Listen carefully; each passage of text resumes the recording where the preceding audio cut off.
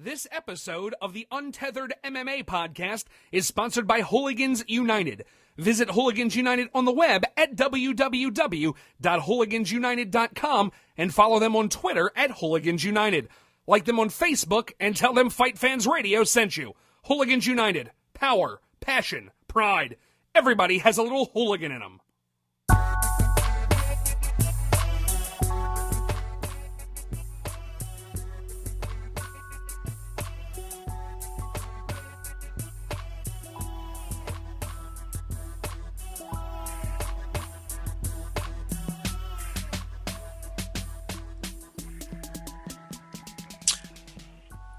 Hello, everybody, and welcome to another edition of the Untethered MMA podcast. I am your host, Mike Fagan. I am joined currently only by Mr. Matt Roth. Derek Sapacicki is currently missing in action. If you want to reach I called in, man. Yeah, that was like 5 minutes ago. There he fucking is. I've been here. So were you just listening to Matt and I chat before the show and just creepily kind of hanging out in the corner? I got on like 2 minutes ago when you brought up the Deadspin story. Nobody lets me know about shit, so I'm just here. Well, right before that, I asked where you were, and I didn't hear any sort of response. Well who'd you ask? Me, Matt, and our producer Erica. Well, that was ineffective, wasn't it? could have chimed in and said me. Or you guys can fucking look at your computer screen every 5 minutes. I have other shit to do. Anyway, so if you want to reach the show, you can call in 410-988-6525. You can reach all of us on Twitter. You can reach me at It's Mike Fagan. You can reach Derek at FightLinkerSubo. And you can reach Matt at MattRoth512. I wasn't going to lead off with this because I wasn't sure if Dave Walsh was still going to come on or not. But I just saw a tweet from Hey Not The Face, who said, was just informed that the stories I wrote for Headkick Legend are no longer on my SPN user blog. That kind of sucks. And if people out there aren't aware, Headkick Legend, which had been around the SPN network for, 2 or 3 years now, maybe 4 years, was shut down. And I heard rumors that they were just going to completely remove it instead of just kind of leaving it in a graveyard, which they've done with other sites. So that tweet seems to insinuate that that is the case. I believe both of you gentlemen wrote for Headkick Legend at one time or another. And I know, Matt, you ran it for a couple months. Yeah, so after Dave Walsh left to go start liverkick.com, I got an email from Kid Nate saying, "Hey, do you want to run the site?" And at that time, I was running Unintelligent Defense with a bunch of other degenerates, and I said, of course. And so I took over the site right before, Dynamite 2010, I want to say, and then I ran it until August of 2011. Derek, I believe you were also a part of that for a short time. Roth brought me on initially. I was just too knee deep in the probation and the unemployment and the school, so I wasn't able to contribute fully. But it's nice to see that. Not the greatest run site in the world in the after effects, but at the same time, kickboxing and Japanese MMA did kind of take a shit there for a little bit. I don't really understand how SB Nation runs their sites and how they decide what to keep and what they don't. But I do hope that I can get my pieces out of there that I wrote and they don't just shit can that whole thing. Yeah, I just went to the site now. It's still up. Obviously, the last post is the farewell post from Corey Braderman. But yeah, the thing that I find interesting is that they're killing this site off and presumably scattering the writers onto the other sites. But Gal's Guide to MMA continues to live on, and that's nothing negative to say about the ladies that write over there.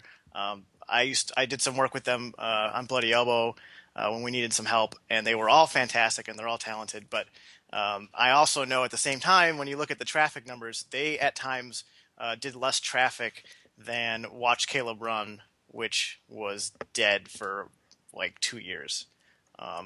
So it just seems odd to have those people writing for a site that gets less than 100 to 200 page views a day when they could be writing, stuff that's going to get seen by more people on the bigger sites. I don't know how either of you feel about that. It just seems odd to me that, Headkick Legend, obviously the market is dwindling, but it still seems like a useful site. It's not even that. Here's what bothers me, and I'm trying not to call out my former employers, but what we're basically being told by, or what was said in the farewell threads on Bloody Elbow and on Head Kick Legend from Kid Nate, Nathan Wilcox, who's the manager of all combat sports on SB Nation. So everything is his call. It comes down to his call. What he's basically saying is that kickboxing and Japanese MMA died, and so there's no reason for Head Kick Legend. That's absolutely insane to me, considering that it's Showtime, there's K1 coming back, there's a ton of kickboxing. I mean, if you followed Head Kick Legend while I was running it, I mean, Brent Ducharme, he was doing a kickboxing post every single day, Derek? Yeah, he was amazing. There's definitely, it's blaming it on the death of the industry, especially now that K1 and it's Showtime look like they're going to be doing good things coming up here. It's a really dumb thing to say. I mean, it's just wild. I mean, look, if you want to kill it because there was a lack of content towards the end, that's a-okay, man. You know what? I have no problem with that. My only beef is let's not shit ourselves on what's actually on the reasoning. We know what the real reason was. It was because he just didn't want to support a site that was basically Bloody Elbow light any longer. It wasn't because of the death of an industry. Well, and the interesting thing about it too is that one of the odd things that I've always thought was, they had Head Kick Legend, they had Cage Side Seats, and for a long time both of those sites were trying to do they were doing like their niche stuff with kickboxing and pro wrestling, but then they were also doing like regular MMA posts. And it seems like if you're going to have separate blogs, you would just stick to those niches instead of basically, cannibalizing your own traffic between the sites on the network. So, I never understood why Head Kick Legend, when Walsh was running it, why they dictated to him to start including more Japanese MMA, which ended up becoming just MMA in general. And like you said, Matt, it became sort of a Bloody Elbow light. Yeah, I mean, and then the other thing is that, look, it went both ways, though. Bloody Elbow, when Derek, you were on the site at that point, when we did like the huge build up to the return of Badr Hari. Oh yeah, we were all doing posts. We did history posts. We brought up all of his past, incidents and some of his triumphs. It was good. We set that up beautifully. And then the day of the fight, which was at It's Showtime in Lyon, fucking Bloody Elbow, they run a play-by-play after doing absolutely nothing to build it up. And like the cannibalizing of traffic, it happened both ways. And you saw it again this year with WrestleMania, like, and The Rock's return. Bloody Elbow is now doing pro wrestling posts. I was getting shit for those when I wanted to do them when I was running for Bloody Elbow, and now it's a big thing. Like, oh hey, let's let's because Matt, 3 months ago there was no connection between MMA and pro wrestling. There is now, so the post there's makes no sense. connection, but there's still no connection if you're being honest with each other. I mean, what I'm saying is I got shit for doing the what's called the Brock Lesnar, best of Brock Lesnar and the WWE stuff. Like, people were pissed about that. And people are retarded. I'm being completely sarcastic with you, by the way. I had your back on that. Yeah, I mean, look, if your niche is being, the combat sports blog, that's cool. But then, let my team at Head Kick Legend do the build for Badr Hari on, Bloody Elbow. Don't wait for us to do the build on Head Kick Legend and then cannibalize all the traffic because you guys get, exponentially more traffic every single day than everybody else. Yeah, I had that. It's so much cheaper if we farm that out to the free site, though, and then bring their hard work up to the mothership. Right. That's basically what the issue was. Well, and I had that issue too when it was last year. I think it was when it was one of the Mayweather or Pacquiao fights last year. I want to say it was Mayweather Mosley, or it might have been Mayweather Ortiz. It was one of those fights. But my thing was like, why don't we set up a post like, hey, if you want live round by round coverage, head over to Bad Left Hook. Support the blog that does the boxing coverage.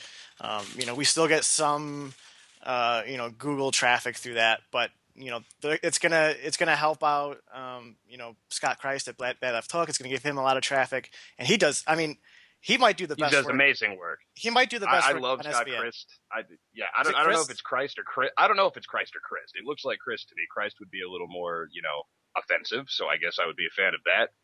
But he does great work. I still go over to Bad Left Hook sometimes. Like even their commentators too. It's kind of like what Bloody Elbow used to be. Like everybody down there knows what the fuck they're talking about. Yeah.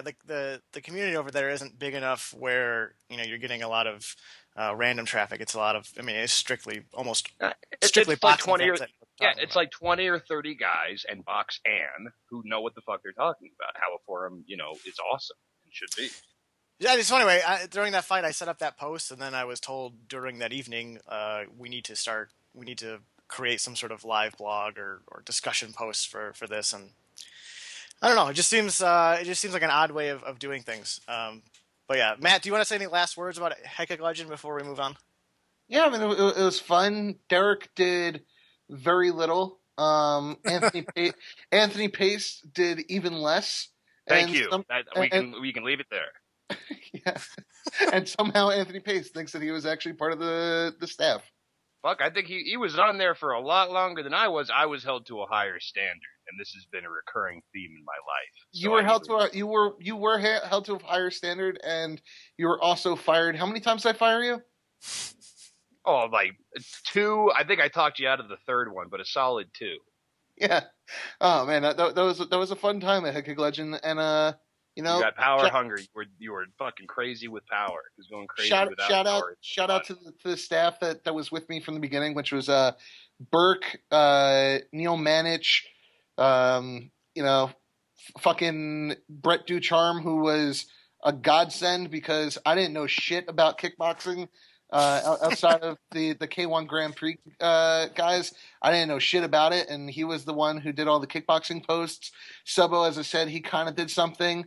James Delgarno, shout out to you. Robson Hobson, that dude I've never met, but he was a commenter that wanted to start writing. Y'all did great. The people who took it over, you guys didn't deserve it anyway. You didn't deserve that site.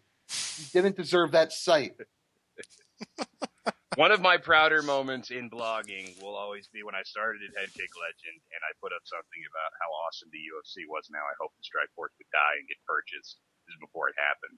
And Dave Walsh came on and was basically shed a tear and said, I can't believe the site that I started is now for UFC propaganda. And I smiled from ear to ear. I could not stop smiling.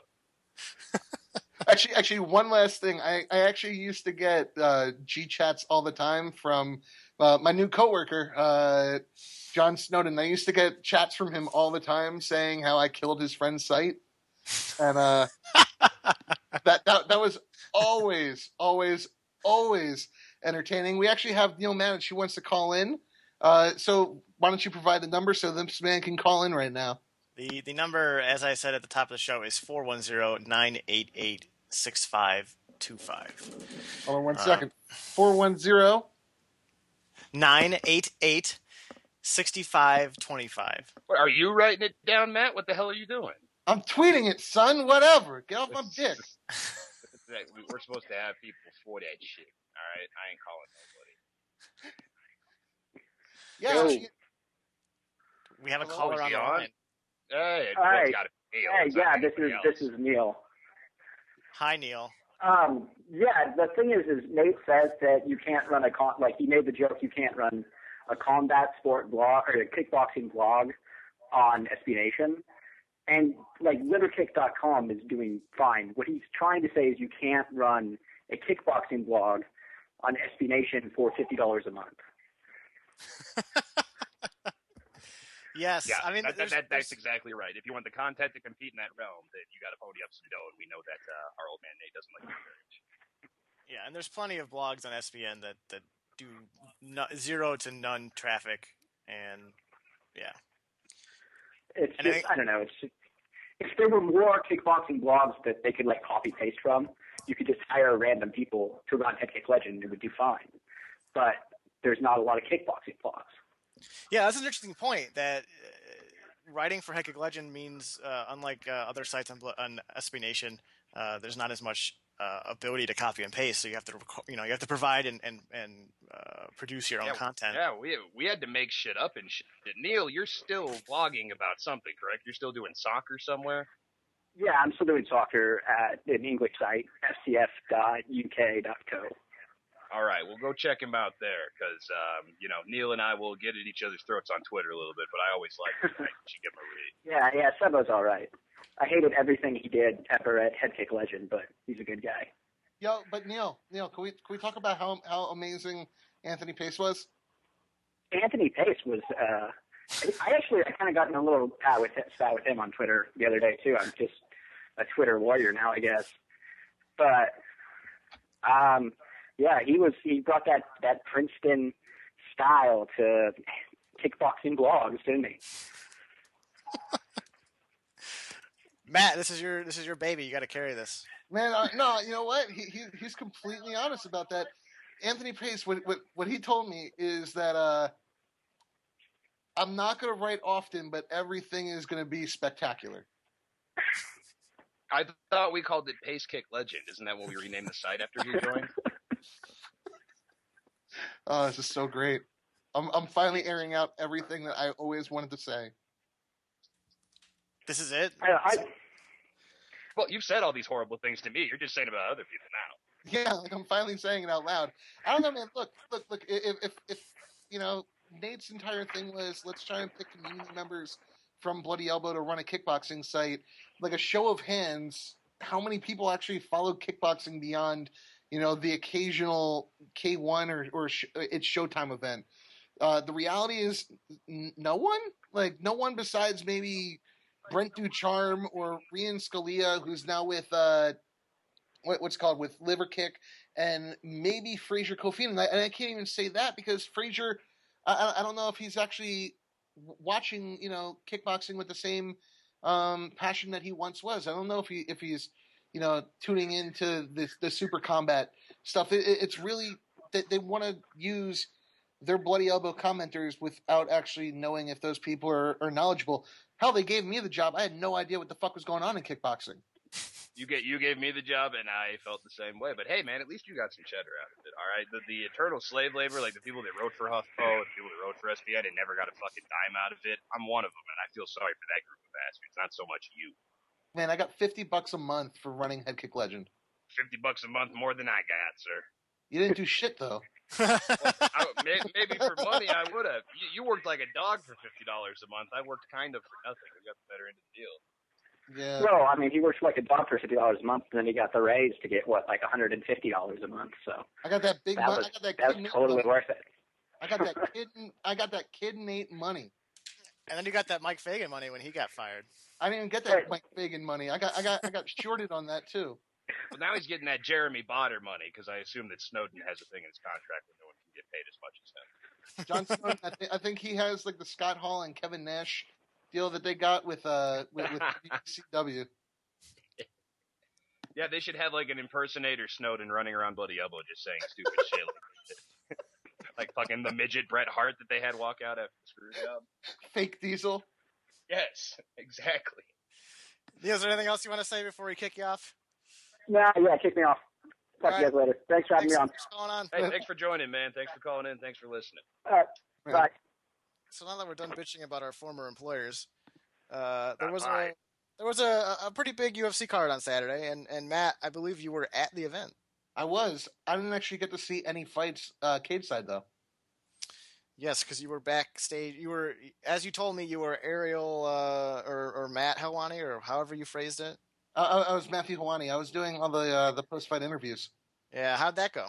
It went pretty well. I got to speak with that night. I spoke with Danny Castillo, Luis Godinot, LeVar Johnson. LeVar Johnson may be the scariest person in the world. He's absolutely enormous. And when you see him stop Pat Barry with punches that were blocked, that's absolutely terrifying. Yeah. So were you watching on a screen backstage? Like you saw the fights, I assume? Yeah. I was watching on a screen. I actually went out to the cage to watch John Dodson versus that no-name guy. But for all intents and purposes and for the entire night, I was backstage in the press room, hanging out and talking with UFC staff and everybody. Any fun gossip you can pass along? I can't pass along any gossip, but I did get to meet Thomas Rios. Yeah. Yeah. You just gonna throw that out there and leave us hanging, or you're gonna extrapolate? Well, I mean, the guy was wearing skinny jeans, a skinny tie, and a blue blazer, and kind of looks like a Hispanic Luke Thomas. That was the rumor that was going around on Twitter. Yeah, that was wild. I've never seen somebody look that much like Luke Thomas, Except of Hispanic descent. except a Spanish-looking Luke Thomas and Thomas Rios. Yeah, Erica, our producer, is asking if someone's watching the show, and they are asking. She's asking us to stop it because I can hear myself.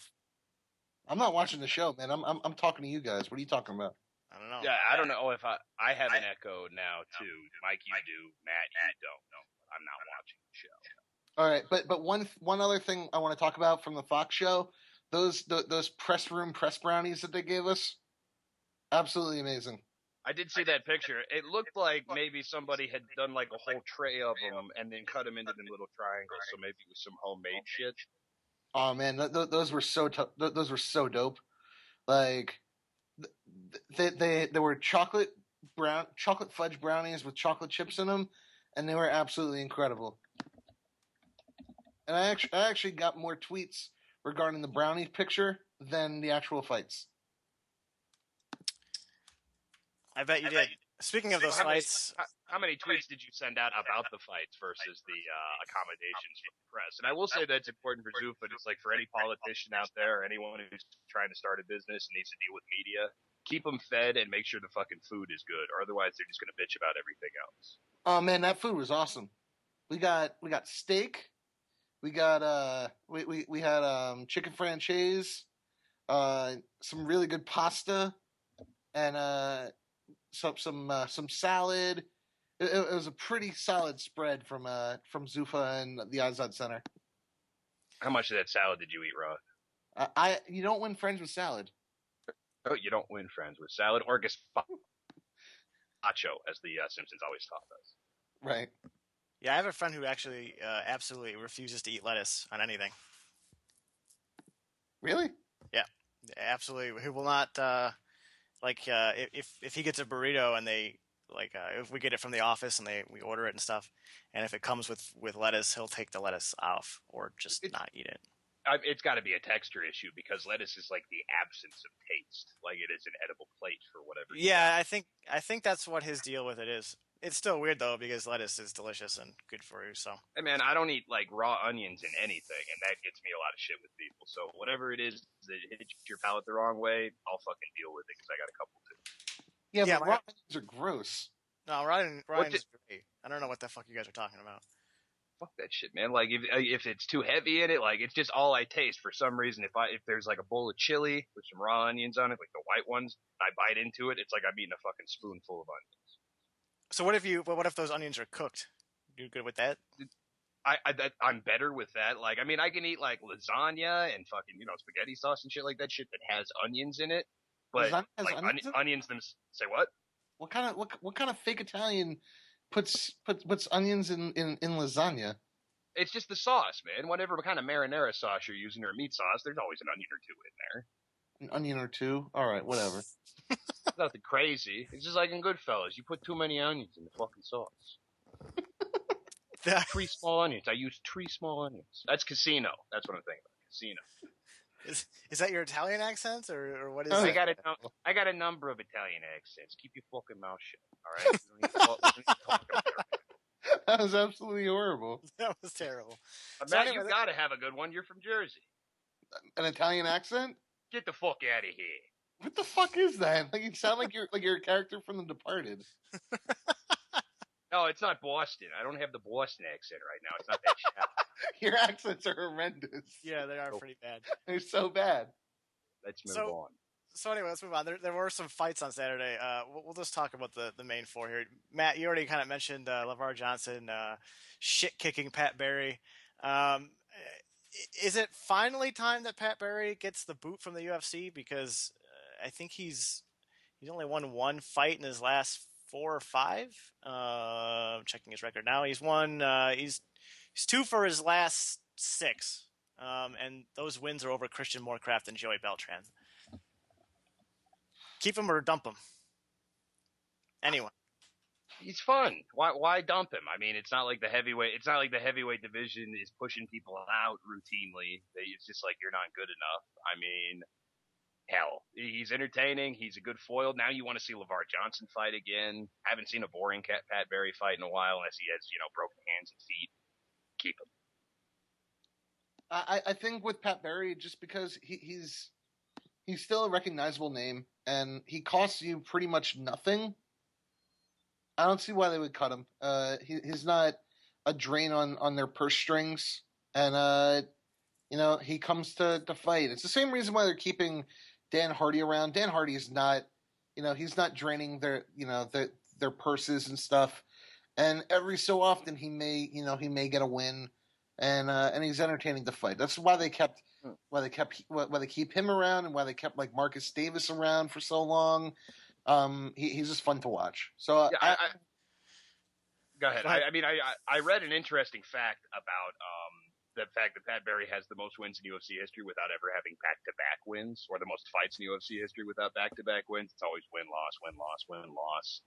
But God damn it, he did get Mount there for a second, which was weird, and he also almost hit an Americana, which would have been just crazy. Like I was watching, pigs fuck on Fox. Like that shouldn't have been on TV. Yeah, when Barry was going for that, I think it was a Kimura on LeVar Johnson. I said it looked like a seal trying to tap out a manatee. Now, I believe it was the Americana because the way the hand was bent, it was like the reverse. Oh yeah, that's right. Like that's right. Yeah, that was a pretty interesting moment. In the second fight on the card, Alan Belcher beat up Husamar Paharis. I said before the fight started, Rogan and Goldberg were kind of quote unquote breaking down the fight. And I was saying, I don't know how you talk about Paul without mentioning the fact that he's a total head case, and that seemed to be what caused him to lose the fight. He just got hit in the face a couple times and then just mentally gave up, and then that was it. Well, that's not the way you want to introduce him to the millions of people seeing it for the first time. Like this guy might just fucking start talking to ghosts in there. Like we have no idea. Like they weren't going to bring that up with Paulo Fio either if he ever comes up. I don't know, dude. If you talk to me about a fighter that goes crazy in the cage, like. I'm going to be more interested in watching him.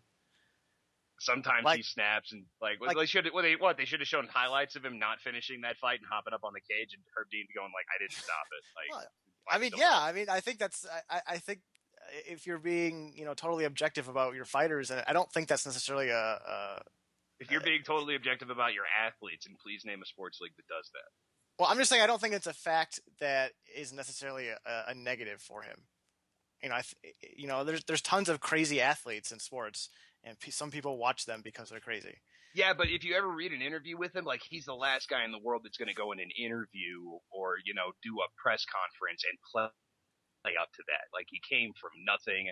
He's a super humble guy. He's done just stupid things because he didn't know any better. He doesn't have a bad bone in his body. He's not a guy that's going to go out there and play up to a character. He's the kind of guy that's embarrassed about that shit.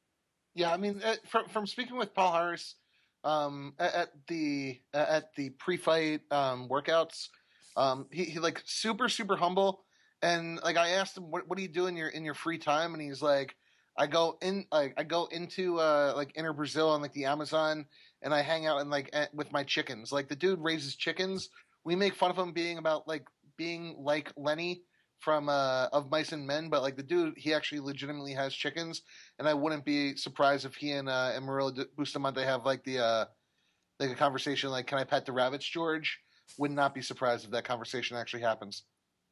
So he's crazy. I need to read Of Mice and Men. That's a book that I need to read. Never covered that in high school. Really? No, that was not part of the repertoire. That was part of the curriculum, man. But no, I mean like he's like super nice. The one thing that kind of bothered me, and I wrote a piece about it afterwards when I spoke with Alan Belcher on Monday, is that leading up to the fight, everybody was talking about could Belcher stop the leg lock, and it actually got to the point where Alan was asked it twice, at the open workouts. The first question was about, what about the leg locks? And then like 15 minutes later, some random writer came over and just said, "Hey, Alan, what about the leg locks?" And Alan Belcher gave the same response to those questions both times. And then he was asked it again at the pre-fight press conference, and he gave the same exact answer again. I just think that there was no one talking about, could Paul Harris, deal with Belcher's ground and pound or kickboxing. Everybody was worried about the leg locks, and that kind of bothered me. Oh, and the thing about that too is, if you look at Paul Harris's record, obviously he is quite adept at the leg locks. But if you look at the guys he submitted, Mike Nascenzio, Dave Branch, Tomas Javal, Lucio Linhares, Daniel Asasio, Fabio Nascimento, Flavio Luis Mura. I mean, none of these guys are at the level that Belcher is. And then you look at guys that he's fought at that sort of level: Dan Miller, Nate Marquardt, Dan Henderson, Jeremy Horn in terms of the jiu-jitsu. He's obviously very good at the leg locks, but they're not an automatic thing. Like, just because you're fighting Paul Harris doesn't mean you're going to be, caught in one. I mean, obviously Belcher had to defend one on Saturday, but it's not an automatic thing for him. And it puts you in a horrendous position if you fail at it. Right. Yeah. And like we saw on Saturday, he got put in a bad spot. He got punched in the face a couple of times, and then he just sort of quit. Yeah. I mean, and Belcher even said that once he felt that the leg lock, that he wasn't able to get the leg lock, Belcher said that he felt him mentally break, and that's when he landed the huge elbow that put him out, basically. I love watching Paul Harris fight. I think that a lot of the leg locks that he gets, though, are based on the fact that people are already going in kind of intimidated at going to the ground. So, that's on their mind is, what am I going to do at the leg lock? They're not thinking of, what the fuck is he going to do with, standing up with me? Right. Now, Belcher has a legitimate brown belt. Like, everybody knows him for his Muay Thai. Black belt. Black belt. That's right. It was a brown belt. I don't know when he got his black belt exactly. It had to be in the last, year or so? That was pretty recently, I thought. Yeah, he hasn't had it that long. He was a brown belt before, but, he never was a slouch on the ground. He was a guy that could do different things. He hit that great slam against Cote, which I still don't think was a spike, because Cote landed on his face, and that makes it legal. I love Alan Belcher. He sounds really polished in the media circles. It's like he had a game plan from the leg lock that wasn't just get the fuck out of the leg lock. It wasn't one of those, we need to stay on the feet or else I'm completely screwed. He was comfortable on the ground. Dana White said to him after the fight, "I couldn't believe what you were doing staying in his guard to finish." And Alan Belcher basically said to him, "It feels good to eat your words." And I got all this from Roth's piece on Bleacher Report, which is a good, solid interview. Yeah, Belcher got his black belt back in October, and but he's still a white belt in tattoos. So, I love the Johnny Cash tattoo, because when he gets any kind of lock where his bicep is touching your chin, it looks like he's giving you a kiss on the cheek. I have a black belt in tattoos. Yeah, Matt Roth does. Alan Belcher does not. What's next for you then? But you're getting more tattoos. Is that the red belt that's coming up next? Maybe you should just get a red belt tattooed around your gut. No, my gut is going to have Taco Life tattooed on it, kind of like Tupac's Thug Life tattoo. So instead of the I in life being a bullet, it's going to be a jalapeno pepper. So where are you going to get buried now? Like, has that entered into any consideration? You didn't have a place in mind? I'm going to guess he gets buried in the ground. At sea, just like Bin Laden. Yes. I'm actually going to get buried at sea. No country will take your body. I am a man without a country. His remains would raise too much chaos and disturbance. We can't take it. No, hopefully I get buried at a brewery. Just throw you in the tank? Yeah. Drink me up, guys. In the co-main, Josh Koscheck lost a split decision to Johnny Hendricks. At this point in the night, I was talking about this with Derek last week, Matt, and there's something I want to bring up here before we get to the fight. But I actually wait, but before you bring it up, I missed this entire fight. I went from back to back to back interviews. I spoke with Michael Johnson, Ronda Rousey, and then LeVar Johnson. So I missed this entire fight. I was going to say that at this point in the night, I was praying for the UFC to speed up the pace because I was scheduled to watch the Avengers at 11 o'clock that evening, and so I was like half watching the clock and just kind of not really paying full attention to the fight. But last week we found out, Matt, that Derek knows very little about comic books. Really?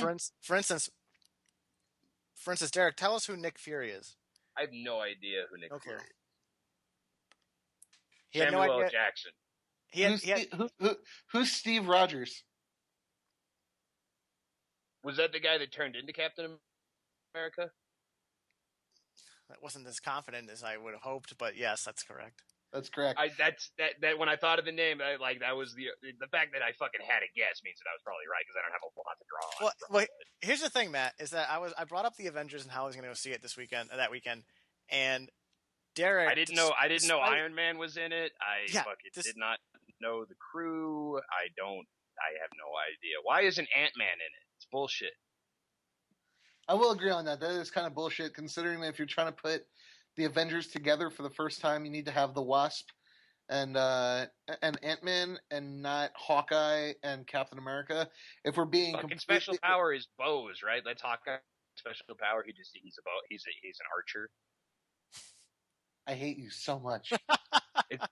I'm asking a question. You are the worst. I just feel like Batman could buy a thing that does what Hawkeye does. Like, what is Batman's power? Money. So it's the same power as Iron Man? Pretty much, but he's not as smart as Iron Man. He's smarter than Iron Man. Way smarter than Iron Man. Tony Stark was supposed to be like fucking super genius of the universe, isn't he? Yeah. Bruce Wayne just runs a weird company that does nothing. What does Wayne Enterprises do? I hate you so much. That's a simple question. This is the worst conversation. Why it's good you weren't here last. Oh my god, you're hurting my brain. What does Wayne Enterprises do? A service, or do they sell a product? They do so much. Did they get out of the TV business after the Riddler controversy, or are they still in that? Oh my god. I don't know. It's just an ambiguous, it's like a front company. At least fucking Stark Enterprises makes shit, or whatever the hell it's called. What is the name of that company? The one that Gwyneth Paltrow worked for? I quit. You just hang up and get off the line then, you sappy bastard. This is so bad. So anyway, back to the I look for education. I ask questions. God damn. Back to the fight at hand. Derek, how did you score the fight? Basically is what I'm asking because apparently Matt didn't see it and I wasn't paying attention.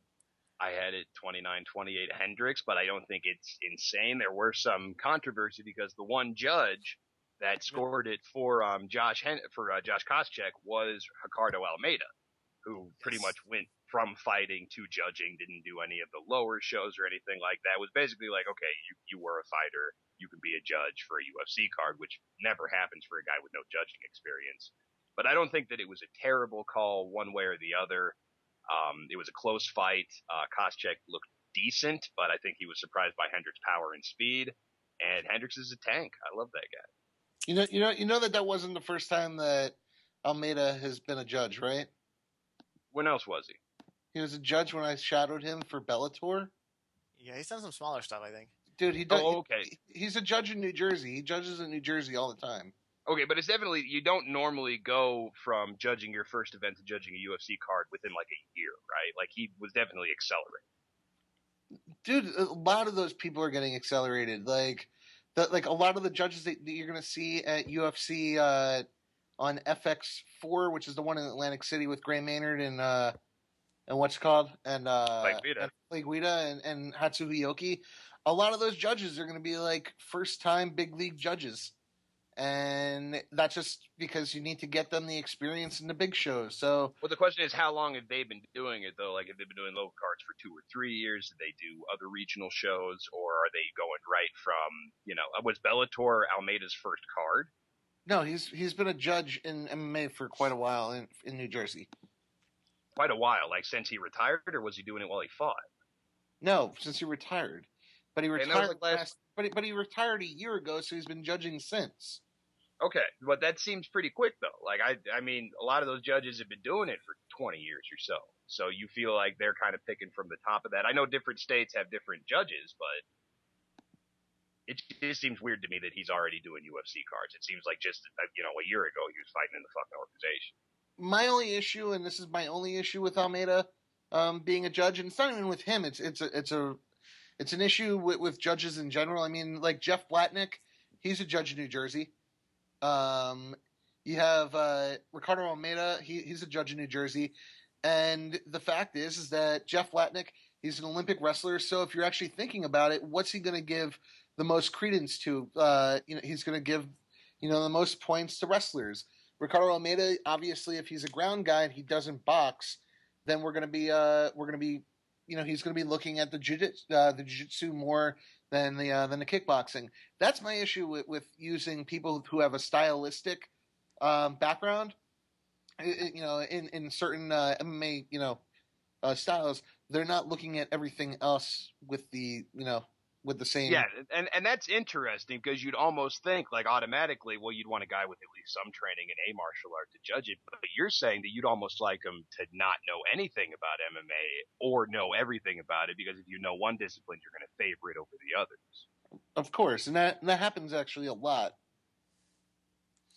Well, the other interesting thing too is people seem to think that because you fought before, or especially if you fought at that level, that you have a leg up on refereeing or judging, but it's really a completely different thing.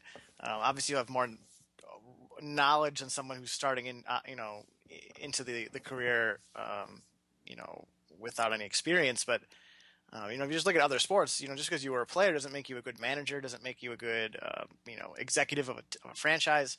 I don't know how many guys, especially in the last 25 years, that have became referees or umpires or something like that. But it's not the same skill set. So none just of them. Because the answer to that in every other sport is none of them, because they all have enough money where they don't have to do that shit. Right, but I think at some point, 50, 60 years ago, that might have been the case, especially with guys that weren't superstar players. But the point is that the point is that just because you fought doesn't give you any sort of I don't think Ricardo Almeida is going to be any better of a judge just because he fought. Well, it's just like what would make a better judge, and we've been desperately reaching for answers to that for years, and now we're at the point where it's like, hey, we have enough former fighters, enough of them seem competent enough. Let's see if this can be the salve that solves it. And based on this fight, it doesn't really look like it, because I think most people had it for Hendricks. Well, and you can also just look. I mean, if you look at Twitter after a fight, you see fighter responses to judging controversy. I remember after the Diaz-Condit fight, which I thought Condit won, I think 4 rounds to 1, and at least 3-2. I mean, you had tons of fighters coming out and not only disagreeing with the decision, but I mean, flat out just insulting Condit for his tactics. Well, you have to take into account the personal relationships there too, because for instance, I mean, with maybe a lot of them like Nick Diaz, or they're just a fan of his style, so they're upset when he loses a decision. Then again, most people that have met and been around Josh Koscheck fucking hate him. So if you ask them in a close decision who you got, Koscheck or blah, blah, blah, they might not even let you finish and just be like, the other guy, he won 2 rounds. I actually liked talking to Koscheck, and the one thing that really bothered me is that the people that weren't at the open workouts saw that one tweet, which I think came from Casey from MMA Fighting, or All Elbows, saying Josh Koscheck called us all retards, yes. and then everyone started writing about it without knowing the context of the comment. Like, look, you know what? Yeah, he did call us all. He did call us all retards, but the whole context was, hey, you know what? You guys are all saying I'm old and washed up, and I think you're retards for saying that. Oh, well then. I mean, my thing with Koscheck is this: he's an asshole, but he's not about to hide it, and I respect that. And the guy has a plane. And the dude's fucking tough as hell. Yeah, he may be the toughest person in the UFC. Yeah, I mean, that dude, it is amazing what that dude fight through. At the post-fight press conference, like, you saw his eye. At the post-fight press conference, he's already saying, hey, Dana, let's talk about my next fight in the next 2 weeks. Like, yeah. Not even thinking about, hey, I need to heal up. He's already like, let me get some more money. And let me fight again. Yeah, he knows he's not going to fight for a title anytime soon, or maybe ever again. but like he still wants to fight and on like a regular basis. Like, well, he's got a lot of shit to pay for. no, but like I think that he'd be really really cool with fighting 6 times a year. I think that he's that kind of guy where he would love to fight every single month, like Bob Sapp. Well, that long layoff after the George St. Pierre fight couldn't have helped. And I don't care what you thought was going to happen with him and St. Pierre, if you thought that rematch was stupid or whatever. The point is that he fought for 4 rounds with one eye, and that fight should have been stopped in the first round when I can't fucking see out of my eye like I'm fucking blind. That should have been it. And he went for 20 minutes with the best fighter in the world at that weight class and didn't get finished. Well, and Koscheck's always been a guy that wants to fight all the time. I mean, there was that period. I think it ended with. No, it didn't end with that fight. Where he fought 4 times in 2008, and then fought again in February of 2009. Yoshida was in there. Fought Hazlett, Lytle, Alves, Yoshida, and then Paulo Thiago. And you know, it might have been something where AKA told him to calm down after the Thiago fight. But I mean, that dude still fights. He fought 3 times in 2009, twice in 2010. Only once in 2011, but a lot of that had to do with the eye injury that he had to get through. And then he's already fought twice this year. He fought in February, and he fought obviously last weekend. Assuming his eye's okay, he's probably going to fight at least once more, if not twice more, this year. Yeah, I mean, and then but you compare that to, Anderson Silva, who's fighting twice a year. Forrest Griffin, I think, is at like a one fight a year mark at this point, as is Stephan Bonner, who are like both like renowned as being some of the toughest dudes in the UFC, and like Josh Koscheck is embarrassing them with how much he's fighting. I think he's 4th all time in total UFC fights, and he's like 32. Well, he's also towards the top in terms of UFC wins. I think he's 2nd or 3rd. I want to bring up one thing real quick. Fight Linker's been talking about this, and I applaud them for doing so. I just clicked on the link for UFC 143 because I wanted to see the payout numbers. Specifically, I wanted to see what Koscheck made. And it brings me to this weird batch page on Wikipedia. Apparently, there's a handful of editors at Wikipedia that think that the UFC events don't deserve their own individual pages anymore. And there's a movement right now to kind of amalgamate everything into – so like this page is UFC fights in 2012. I don't know if anyone else is as reliant on Wikipedia as I am in terms of UFC stuff, but I use it all the time. I do too, and I love using Wikipedia for it, and I've been thinking about this. But honestly, I think what they're proposing is not to remove the information, but like you said, to consolidate it. And if it's that actual page just in a list where the page, you got to hit Control F before you get to the event after you pick the year, I'm fine with that. That's not that big. Okay, but for instance, UFC 143 took place in Vegas, so there should be purse information for each fighter. They took that out. It's just why would you remove information from the page? It's just a short blurb, a short 2-paragraph, 3-paragraph blurb about the event, the results, and like the little table of information like date, venue, city, etc. I mean, a lot of the pages had like walkout music and other stuff like that. And like this doesn't even have fight of the night bonus stuff either. That's dumb. I hope. Well, like I said, if they're just taking the information and removing it and placing it somewhere else in a different format, I'm okay with that. If you're actually going to start taking shit out, don't, because I need that. Yeah. So anyway, we'll move on to the main event here. We're way behind our schedule. Matt Roth has a huge list of things for us to talk about today. But the main event, Nate Diaz and Jim Miller. I thought Jim Miller. I thought this was a fight that. It was his to lose, and Nate Diaz is doing. Boy, did he lose it? Yeah, and Nate Diaz is doing what Nick Diaz seemed to have done in his career, where he seems to be getting more power as he gets older. I don't know if that's a testament to becoming more skilled and becoming more technical, or if it's just him kind of getting stronger as he nears his adult age. He's only 27, so. But yeah, I know there was at least one. I think it was a right hand that knocked Jim Miller down, and that seemed to kind of change the whole tide of the fight. And then he obviously finished the fight with the guillotine choke in the second round. I said before the fight, I kind of laughed at the idea that he was a top 5 fighter, and I think I said if he beats Jim Miller, he's definitely in that top 5, and I don't think there's any way to deny that right now. No, he moved up the rankings. Having him ranked top 5 before this fight was a little bit silly, and a residual of just kind of the Diaz love, which kind of inflates their rankings a little bit. I think it was a left that dropped Miller, if I remember correctly, but I was Yeah, it could impressed be. by him. I don't know Miller's game plan seemed a little weird to me. He didn't commit to the ground, even though it looked like his wrestling game was there. He didn't commit to the leg kicks and the Condit game plan, which kind of the blueprint for that striking game. It was a weird performance by Miller, but Diaz definitely rose to the occasion. I just, not seeing him fight for 9 months while he waits for the title shot in August to get settled is going to be kind of gay. Yeah, and it was weird. Like you said, if there's one facet of the fight that Miller should not have engaged Diaz in, it was at range, and that's pretty much, it seemed like, what he was doing the entire time. And his actual game plan was to hit leg kicks, like low leg kicks, like on like the calf, and then fight on the inside before wrestling Diaz to the ground. That big punch in the beginning, though, like as you said, that actually did completely take him off his game. And so once that happened, he kind of went into survival mode and went into autopilot. That's why you didn't see a Jim Miller fight, and it was a really, really one-sided fight. and it's interesting because it's the same problem that Cain Velasquez ran into, where they are kind of delaying the wrestling until whether it be the end of the round or into the second or third rounds. But it seems like in a fight like this, where you have a guy whose biggest problem in the past has been guys that can wrestle and control him. Why are you delaying that at all? Like, it's not as if Nate Diaz has really good takedown defense and you want to wear him out and kind of batter the legs and take his wheels from him. It just seems like a weird strategy. Do either of you agree with that?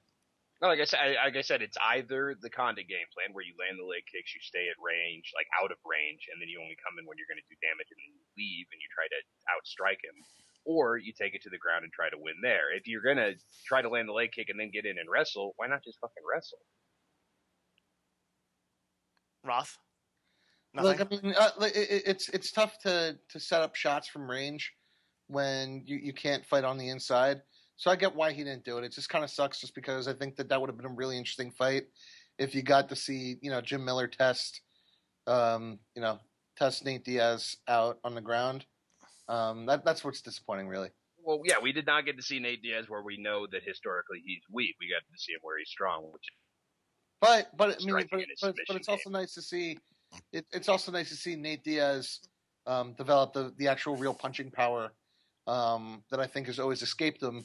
Where now he can stun an opponent and take them off their game.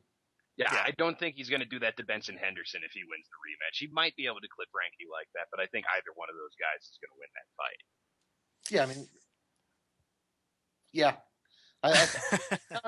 I think that he has a better chance at beating Frankie than Ben. It's an interesting fight, though. I mean, because Frankie needs to actually get in on Nate, and if we're seeing Nate Diaz with legit punching power, that's going to be a tough task for Frankie Edgar. And then just one other thing from the Fox show that I want to quickly touch on, since it was kind of a big deal. The ratings for the Fox show were not good.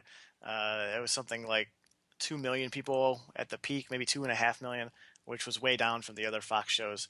It's one of those things that it's obviously a concern if it becomes a long, if it becomes a trend, if it happens in the next show or the next couple of shows. I think there's maybe some concern there. But this was on a Saturday that had the Kentucky Derby. It had the Mayweather-Cotto fight. It was Cinco de Mayo, which means a lot of people were out just drinking. It had 2 NBA playoff games, I think, kind of overlapping with the show. And obviously this show didn't have the big name main event. I wasn't exactly surprised when those numbers came out. They weren't great, but I don't think the sky is falling. But that's a recurring theme with me. Yeah, I don't think that this is terrible news. Just because it was a one-time deal. If it happens again after the August event, obviously that would be cause for concern. But I mean, look, there's 7 years on this deal. You can't expect it to be huge every single time. Yeah, I mean, and the August show is going to be interesting too, because I think Lombard and Stand, isn't exactly a huge main event either.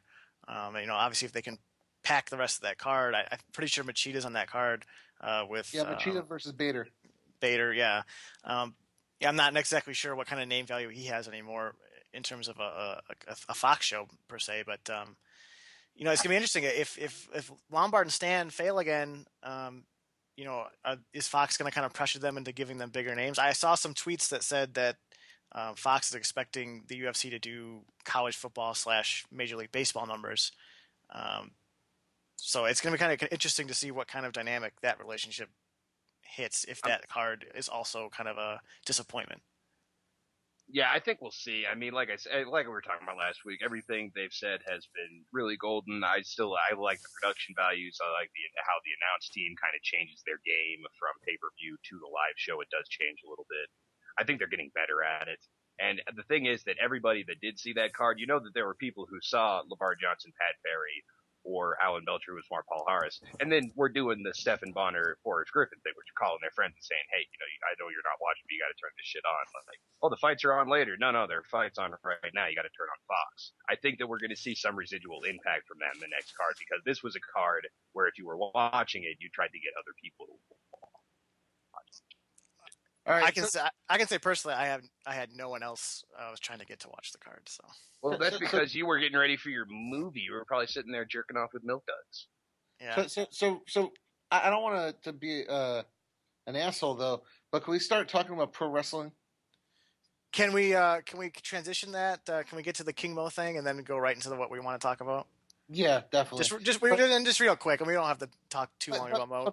But before we talk about King Mo, I just want to say that I don't know if you guys saw my tweet this past weekend, but I definitely won this past round of dating girls with daddy issues. My ex-girlfriend, she tried out for the lingerie football league. Yeah. So I win this round, and it's your move. Yeah, you're going to be winning this one for a while. It's fair enough. So King Mo signed, and it was announced today in a conference call, King Mo signed a deal to not only fight with Bellator Fighting Championship, but also to wrestle for TNA. Matt, you were on the conference call, so just kind of give me your summary of that announcement and whatever surrounding fallout is around it. Okay, so the deal isn't with Spike. He actually has two separate deals. They're going to try and have him debut this summer for TNA, and then next year when Bellator goes to Spike, that's when he's going to debut for Bellator. So sometime in January for Bellator. He has yet to actually start pro wrestling training, so no idea how he's going to work in the ring, and it's kind of who the fuck is he going to fucking fight in Bellator? That was my first question. Like, who is he going to fight? Chris Mfumbo? Travis Guief wants his rematch. Jordan Breen was joking earlier on Twitter that King Mo could probably beat all 7 Bellator lightweights in one night. If there's even 7 Bellator light heavyweights. There's a legitimate chance that he could beat every heavyweight on the roster, too. Yeah, that's true. That is true. And the weird issue with it to me is, Mo's a guy who's had, a couple of problems with his knees. I think he had some sort of, I don't know if it's an ACL or MCL, but he had surgery to repair it. And he's never taken or hardly taken a bump in a pro wrestling ring. How's his body going to handle it? It just seems like a weird thing to have him wrestle full time while also preparing to fight. It's goofy is what it is, especially for a rinky-dink organization like TNA. I mean, they're only going to do like a show a week. He's not going to be doing dark matches on road shows or anything like that. He's not going to be traveling a lot. But it says a couple things to me, which is A, that Bellator doesn't have a lot of money because they kind of have to split the bill on this with TNA. B, that the Bellator is desperate for talent in that they're willing to get into this arrangement because, even if he's not doing a lot of shows, doing pro wrestling, there's a good chance of an injury that can at least fuck up a training camp and delay a fight. And C, that Bjorn Rebbertsy is absolutely shameless because he tried to claim on the conference call today that this was the first time that a MMA fighter had ever done pro wrestling and MMA at the same time. And now, he you guys to go ahead and bring up your favorite example of that not being true. Well, the first that came up to my mind was Barnett and Sakuraba, and then a couple of people on Twitter also mentioned Dan Severn, who I believe fought a day after appearing on Monday Night Raw. That was actually Don Fry that did that. Or it may have been Dan Severn. Dan Severn was the NWA and UFC champion at the same time. Also, like every fucking guy in Pride did some pro wrestling on the side. I mean, Crow Cop did pro wrestling. I mean, if you want to even get kind of sillier with it, Floyd Mayweather did pro wrestling 2 years ago. And he got a WrestleMania moment. Yeah, I mean, the only reason I'm kind of hesitant to bring him up because he might have been technically retired at the time, but I mean. But the best moment that he had was when he fucking broke the Big Show's nose. That wasn't at WrestleMania. That was like set up for it when he actually clocked his ass. Yeah, like he legitimately punched the Big Show like 7 times in the face, and it was the fastest. No, but like it was the fastest combination ever. Yeah, you can see it on YouTube. Like he kind of hits a knee, I think, and then like he hits a knee and he's still taller than Floyd and gets up, and that's when everyone runs out of the ring. But he hits him with a flurry. Yeah, and like the Big Show like freaked out and wanted to legitimately beat the shit out of Mayweather after that. Oh, is that true? I thought that was all. No, that wasn't a work. That was not a work. He legitimately freaked out and wanted to murder Floyd Mayweather. They ran out of that ring and ran through the fucking crowd. No, but like you can actually see it. Like Big Show is legitimately stomping, like running over Mayweather's team, like physically running them over because he wants to beat the shit out of Mayweather for breaking his nose. Oh, Floyd, I love him. I was reading sometimes on Up Rocks they do the best and worst of Monday Night Raw. And I'll read that feature, and he referred to the Big Show as a huge lump of shit in an ill-fitting Halloween costume. I need to start subscribing to that because I read it once and I thought it was really, really good. It has its moments. He's a pro wrestling fan, which means that he has his likes and dislikes, and that's then really informs how he reacts to certain aspects of the show. He's a huge Daniel Bryan fan, so you'll nut your pants over that. I'm a Dan O'Brien fan as well. But anyway, the transition here is Matt and I were talking about this amazing segue. Amazing segue. Matt, you're the one that brought it up, so I think you should have the honor of kind of leading us into this. All right. So yesterday I was watching on Netflix the Ric Flair documentary that's on Netflix, and I posed this question to Mike Fagan, which is during the 70s and 80s. How many women do you think Ric Flair fucked? How many women took a ride on Space Mountain? That's 2 decades. That's about 7,500 nights. 7,300. Something like that. He was working 300 days a year. On the road. Mostly on the road. And he was the biggest star in the sport. How many women on Space Mountain? And I mean, you and I were talking about the fact that his whole gimmick was the jet flying, limousine riding, kiss stealing, wheeling, dealing, son of a gun. Yeah, and that was back when kayfabe was even more important than it is today. So it might have just been just for his character he had to bed these women. Right, but it was a sacrifice for the kayfabe. Yeah, like he had to do this. Yeah, so I said immediately it has to be well over 4 figures, and I would set the line probably at like 2,000, 2,500. Yeah, I would feel really comfortable saying that in a 2-decade time frame he bedded well over 2,000 women.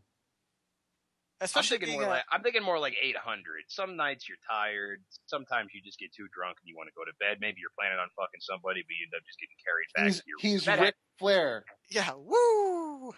You're also forgetting how hard it is to fuck a girl when you have a painkiller addiction. It's hard to fuck a girl. But you're also forgetting it. For all the nights that he was too tired, there were also other nights that he was having 2, 3, 4. Tell me how wrong I am. I just love how you two are like competing about who gets to tell me I'm wrong about how many girls Ric Flair fucked first. He's like, no, wait, no, I got it. No, hold on. I just don't think it's any lower than 1,000. I don't think it's possible. But here's the crazy thing. Also, we were talking about kayfabe. Like Ric Flair's entire character was spending money, but he was spending his own money. Yeah, there is an article on Grantland.com. Even if you think ESPN is total garbage, which it is, Grantland still has some good pieces. And they did a history of the financial woes and marital issues of Ric Flair, and it's just staggering the amount of bad decisions that this man has made. But not even that. Like Ted DiBiase, his character was the $1 Million Man, but he was getting a per diem and bankrolled by the WWE or WWF the entire time, so he wasn't spending his own money. Like Ric Flair was spending like hundreds of thousands of dollars every single year to be Ric Flair.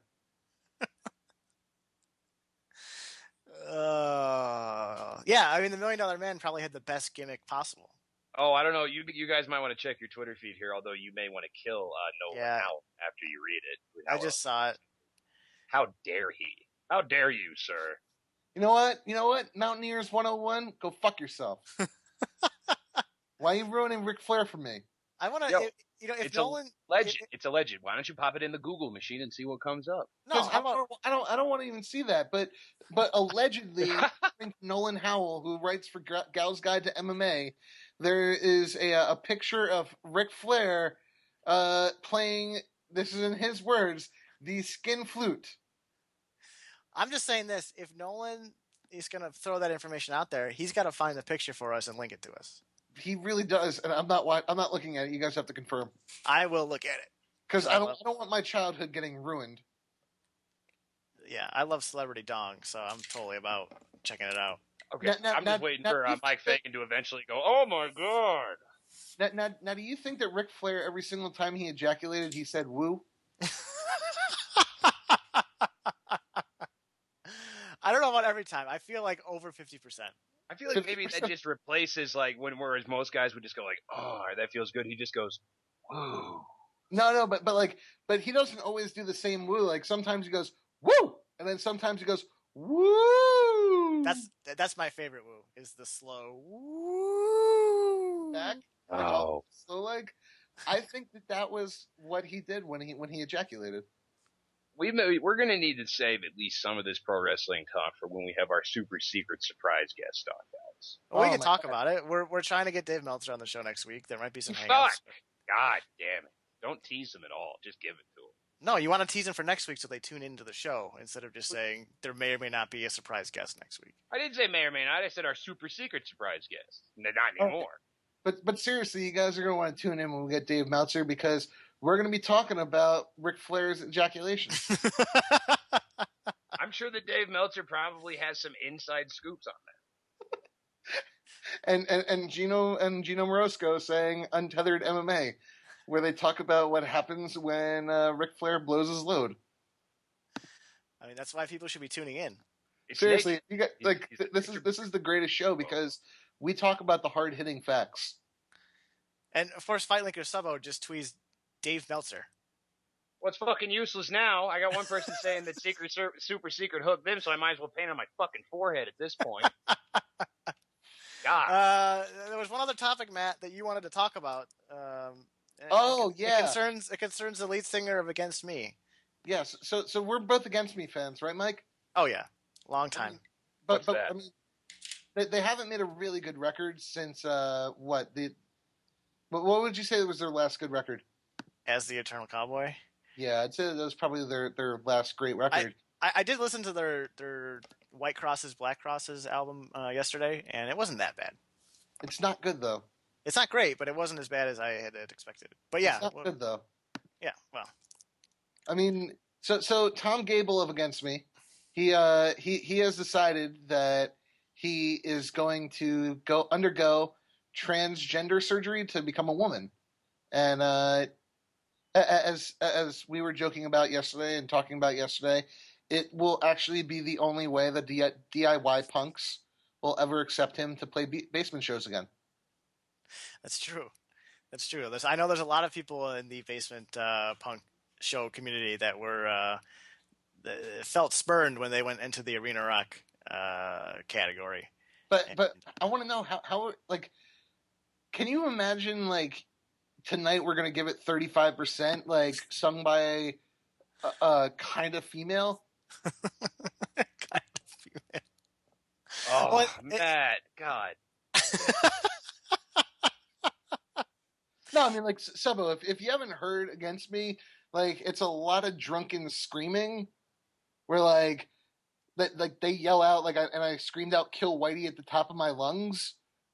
And now, instead of it being, like, this kind of raspy-voiced dude, it's going to be this kind of raspy, dudeish-voiced girl. We don't. God damn it. Do you know how the hormones are going to affect the vocal cord? I can't have this conversation. I can't do it. He's gonna be the ugliest looking woman because he is size 13 feet. Also, he has those really obnoxious leg tattoos. Oh, they're so bad. I have size 13 feet. Like, what? You don't like a woman with canoe feet?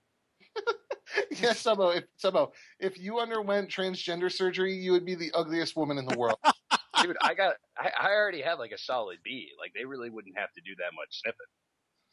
Or tucking, at least. You would literally be the ugliest broad ever. You have no defense for that, Derek? I'm going to assume he's either Skyping out or he's shaking his head in silence. I can play you can play linebacker for the 49ers. Absolutely. Absolutely. I'd fucking be. You'd want to fuck me all day. I'm not Buffalo Bill, so that doesn't, I have no idea what the hell he just said. I hate all of it. Someone just say. I heard him say I could be a linebacker for the 49ers. I heard I could be a linebacker for the 49ers. Something about Buffalo Bill, but you'd want to fuck me something. I feel like you about got the gist there. All right. So 2 more things. Let's just fuck it. Let's just do these 4 things I want to talk about. Aoki Sakuraba apparently is going to happen, and it's going to be Sakuraba. If Sakuraba wins that fight, I may walk away from MMA forever because that would be what we call a zenith. Are you saying that would be the workest of works? No, I'm saying that would be the greatest of greats. Oh, the greatest of greats. I mean, I guess they found the one opponent that Sakuraba could fight that he's not going to get killed. Why not just have him fight Bob Sapp? I don't know. Bob Sapp, though, is fighting apparently tomorrow. Mariusz Pudzianowski. Hold on, I'm talking to my roommate on G-Chat. And Bob Sapp actually has no idea that his name is Marius. He keeps calling him Mario. Super Mario Pudzianowski. Oh, man, it's going to be the greatest horrendous fight ever. Well, and earlier, Matt, you said that you wanted someone to send you a stream to watch the fight, but I was saying you're gonna need to find a stream of his webcam in Bob Sapp's room because there's no way he's coming out until they pay him some more money. So Bob Sapp, if just so you guys know, he gets paid like $50K every single fight, and he doesn't have to win. That must be nice. That's a nice racket that he's got going on there. Right? Like, it's horrendous. Like, how do you keep booking him?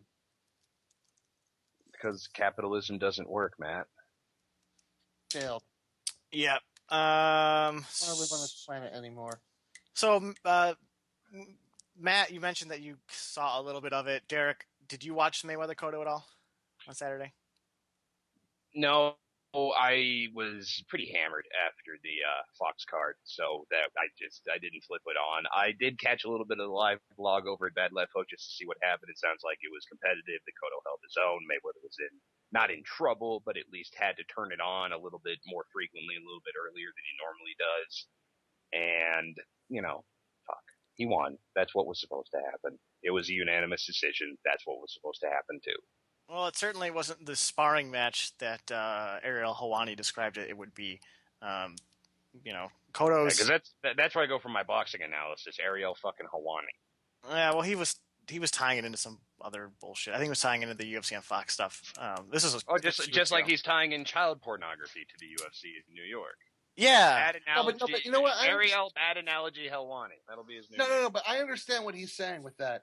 What New York making it legal to look at child pornography is absolutely bonkers when they still have MMA illegal. That's the point. I don't think it was the legislature that did the child porn thing, though. I believe that was a judge, or that was some kind of a decision that was made, and it wasn't like a law that was passed. Like they're trying to get MMA legalized and regulated. It's two totally different things. It's still fucking crazy. Like, who's like, oh yeah, totally. I really want to look at child porn, so let me introduce this legislation. Well, no, that's not what it was, though. I don't care. I'm making my like I said, that's not point. What happened. They're bad analogy. It's like saying not only can you not see the UFC in New York, but cigarettes are like $12 a pack. They have nothing to do with one another. It has everything to do with one another. You're a crazy person. Yeah. I'm gonna. Okay, so you can watch little kids fucking. That's okay, but you can't watch MMA in New York. That's exactly what it should be. And well, that's also not what is really what's going on. That's and exactly it. The governor, who's the governor there now? Cuomo, Mario Cuomo. He did not sign a law that says, yeah, look at child porn. It's fine. I think he did. I can't argue with that. This is like every religious conversation I've ever had. All right. Well, I think he did. Hold on, man. I'll put a bullet in my mouth. Whatever. All right. Last two things here. Dominic Cruz ACL died on him, which leaves Uriah Faber with, I believe, a yet-to-be-named opponent for an interim title fight. And this is what I love, because even though that happened and it's a title fight that got derailed, we're over an hour into the show. We hadn't brought it up yet. How many people cared about that fight? I wanted to see it. It's relevant in the division, but, without it, like, that card doesn't lose 5 pay-per-view buys because it's headlined by Silva Sonnen, too. Right. But now that whole UFC 148 being the best card ever is not going to be. It was dumb when you first said it. It's just gotten progressively dumber since. I never said that. It wasn't me. It was Roth. What are you guys talking about? You were all upset and butthurt when I said I didn't think UFC 148 was the bestest card ever on paper. And it was. It's still the greatest card ever on paper. Even without the title fight? Well, it's going to be Uriah Faber versus Renan Barão, which is still a great fight. It's an awesome fight, but who gives a shit? I do. It's still real to me, damn it. You would be that guy in the stands, too. And the last thing I wanted to bring up, did either of you see the video of Marcus Davis this past weekend? Oh, getting completely slept? Getting one of the most brutal reactions to a knockout I've ever seen. Yeah. Not only did he tense up, but he like tensed up in this weird kind of like half crunched ball thing. And you know what it reminded me of? Have you seen Bad Santa? Yes. You know when the midget gets punched in the dick? Oh, he just falls. That's what it reminded me of. So Marcus Davis, midget getting punched in the dick in Bad Santa. So Marcus Davis got kicked in the dick by getting kicked in the face? Right. It's like your brain's dick. No, but like, what the point I'm making is that midget Marcus Davis Dwarf got kicked in the dick via the chin. I'd say, like, if your brain had a dick, that's exactly where it would be. But like, no, but like, the way that he tensed up and fell, like where he kind of did like that little teeter totter. Yeah, the bowling pin where the legs stay straight, but the hips and the torso just kind of fall in the same. Yeah, like that's what he did. He teeter tottered on the ground. I tried watching Bad Santa like 2 weeks ago, and between John Ritter and Bernie Mac, I can't watch that fucking movie anymore. It makes me too sad. Dude, it's the greatest movie of all time. I love that movie, but I miss Bernie Mac and I miss John Ritter. Like, those are two celebrities that I actually fucking miss and wish were still around. It makes me sad they're not. Yeah, so should we close out the show with Dave Walsh from Liver Kick coming on and talking about his old website? If he wants, yeah, sure, fuck it, why not? No. He was supposed to come on, and he apparently slept through it, and I told him he slept through it, but I can get him 5 or 10 minutes here. Maybe you can tell us how that led to the demise of Head Kick Legend. Yeah, but he can also talk about how kickboxing's still alive. Yes, and how dumb Kid Nate is. Yep, and that's really what we're all about. That's why we're here. Yeah, we'll lead off the show spitting on Nate, and we'll close the show spitting on Nate. So his Twitter, Erica, is liverkick.com. Spelled out DOTCOM. I typed it because I'm not lazy, Erica. There you go. So anyway, what do you guys? So how was Avengers, Michael? It was good. It was really entertaining. I thought it was a little long. I thought it was almost 2.5 hours. I thought you could cut 20 to 30 minutes of it and still have the same movie at a much quicker pace. But super entertaining. It's not, to me, it wasn't The Dark Knight, but they're kind of a different. The Dark Knight is a little grittier, darker, whereas the Avengers is kind of more of a fun superhero summer film. But yeah, if you haven't seen it, I would totally recommend it. If you're Derek and you have no idea what the fuck you're watching, I would tell him to fuck off. Are there any chick Avengers? Does anybody bang anybody in the movie? Scarlett Johansson's in the movie. You see her. Does she get banged? You see a couple butt shots of her. Yeah. Not naked butt shots, but. Oh, well, then fine. Go to Google Image and see that. Yeah, but we already saw her butt, and she got a good butt. Yeah, she does. Booty smells good though. I don't know how it smells. I ain't been that close. Wait, Dave, are you on right now? No, he's not. No, he's on the phone right now about a job. What? I'm just talking. Just talking shit. Okay, wait. You know what we can talk about? John Cena, he's getting divorced. Loyalty and respect. I guess she couldn't see him. I guess they couldn't rise above hate. That's really, that's really a shame, because I think that he really got good at the 5-knuckle shuffle. I wonder if Kane brought her over to the dark side. Oh man, John Cena, the worst. Is there any news about why he's getting the divorce? Because she couldn't see him. Nice. And he's still here. So what TMZ is saying that Cena blindsided her with divorce filing. They had been having issues, and Cena even approached her recently with a pre-divorce financial settlement agreement, but Liz refused. That's not exactly blindsiding someone, is it? She wasn't expecting it, I guess. The fuck! I brought you a draft. Well, maybe the draft was what caught her off guard, Derek. But she was convinced that the relationship would still work out, and so that kind of is crazy because they were like high school sweethearts, and that always works out. Yeah, and so with mine, now she's gonna get some fat money. Oh, it's obviously up in the air how much money she's going to get. That's why he was bringing her like an idea, like, "Will you shut up?" I hope that she's right. He's testing the water, so it's unsigned. I hope that she writes a tell-all book. That would be great. No, that would be good. Break all the kayfabe. Yep, break complete kayfabe. So I guess to close out the show, I wanted to tell you guys my idea of doing because after my last slideshow idea got shot down, which was the top 10 brothers in MMA. I'm now going to do the top 10 hoots in pro wrestling. And are you actually doing this? No, I'll probably get shot down again. Who's your number one? My number one, Trish Stratus. She got some great hoots. Trish Stratus is a babe, but there's something that always kind of seemed off. I don't know. Not if you're just looking at her hoots. Yeah, no, those hoots are fantastic. I love the old school Sunny hoots. No, Sunny was the shit. But even Melina, the weird Gold Dust chick, she wasn't lacking in that part. She was not.